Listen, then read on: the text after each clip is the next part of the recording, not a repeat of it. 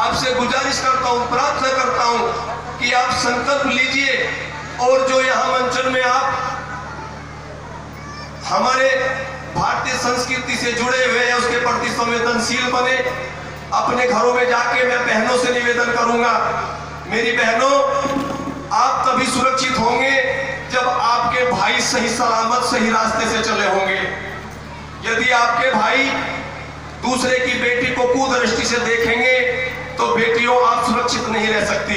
हमें अपने घर से पहल करने की जरूरत है,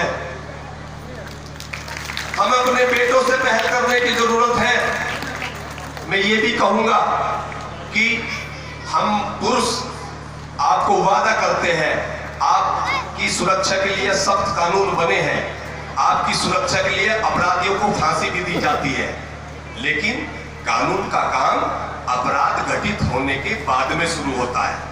लेकिन हम एक ये मिशन ला रहे हैं कि अपराध ही घटित ना हो, उस कानून की आवश्यकता ना पड़ेगी। कैंडल मार्च निकालने की आवश्यकता ना पड़ेगी। कैंडल मार्च निकालने से पहले बस अपने घर में झांक के अपने बेटे की दृष्टि पर, अपने बेटे की हरकतों पर निगाह बना ले तो कैंडल मार्च निकालने की आवश्यकता नहीं पड़ेगी। मैं पुनः आप लोगों में, अपनी बेटियों में, अपनी बेटियों को, अपनी बहनों को, अपनी माताओं को भरोसा दिलाता हूं कि हम लोग तो आपकी सुरक्षा के लिए पहले से ही तत्पर है।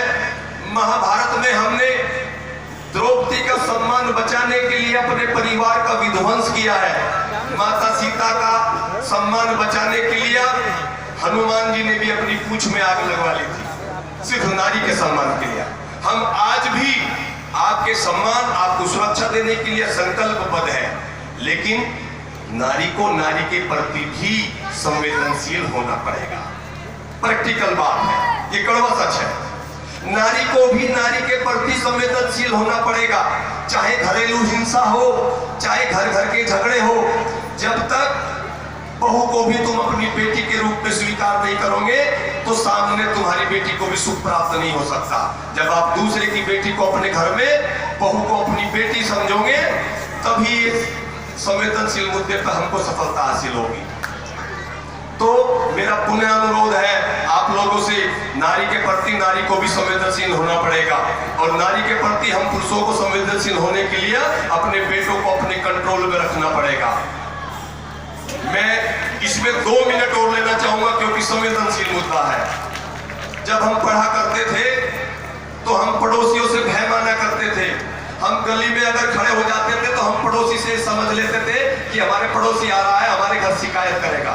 हमें अपने घर वालों का भय हुआ करता था, हमें स्कूल में टीचर का भय हुआ करता था, बेटियां सुरक्षित रहा करती थी उसी भय की वजह से। लेकिन आज के परिवेश में, बदलते परिवेश में, पड़ोसी की क्या हिम्मत है आपके बच्चे को धमका दे, चाचा ताऊ की क्या हिम्मत है आपके बच्चे को धमका दे। आज पिता भी हिम्मत नहीं कर पा रहा है अपने बच्चे को धमकाने के लिए। इसलिए मैं कहता हूं कि मां को संवेदनशील होना पड़ेगा। जिस दिन इस समाज में मां संवेदनशील हो जाएगी तो पूरे समाज की बेटियां सुरक्षित रहेगी, सम्मान मिलेगा और कोई भी अपराध घटित नहीं होगा। मैं ज्यादा कुछ कहा हो तो क्षमा चाहूंगा। बस मेरा आप लोगों से निवेदन है कि आज यहाँ संकल्प करके जाओ और इस बदलते परिवेश का वातावरण बदलने की आवश्यकता है। अपने बच्चों पर निगाह बनाने की आवश्यकता है, तभी हमारी बेटी सुरक्षित रहेगी। आज थानों में महिला हेल्प डेस्क की भी स्थापना हुई है। आज महिलाओं की सुरक्षा के लिए तमाम हेल्पलाइन लगी है। समाज में 2% खराब तत्व हो सकते हैं, 98% लोग अच्छे हो सकते हैं। उन 2% की जिम्मेदारी हम लेते हैं, उन्हें हम ठीक कर लेंगे। लेकिन अपने बेटों को आप ठीक कर लो तो बस आदर्श समाज की स्थापना होगी। जय हिंद, जय भारत, जय श्री राम। जय श्री राम।